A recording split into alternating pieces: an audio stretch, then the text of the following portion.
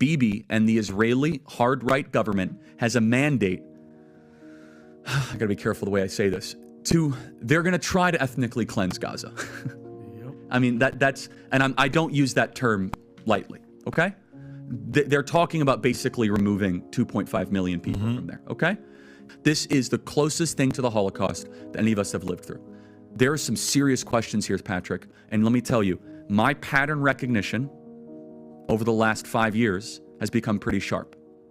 COVID, Maui fires, Epstein. When I see a story and it doesn't click, our guts are usually right. Yeah. How did these guys not know this was taking place? So I've been to Israel many times. The whole country's a fortress. When I first heard this story, I still had the same gut instinct that I did initially. I find this very hard to believe. I've been to that Gaza border. You cannot go 10 feet without running into a 19-year-old with an AR-15 or an automatic machine gun that is an IDF soldier, right? The whole country is surveilled. And most Americans don't know this. The last 9 months, Israel was on the brink of civil war.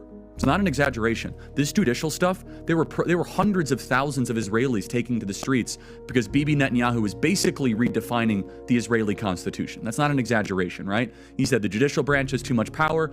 There were protests planned this week against Netanyahu, where they anticipated tens of thousands of people to take to the streets. That's all gone, Patrick. I'm not willing to go so far that saying that Netanyahu knew or there was intelligence here, but I think some questions need to be asked.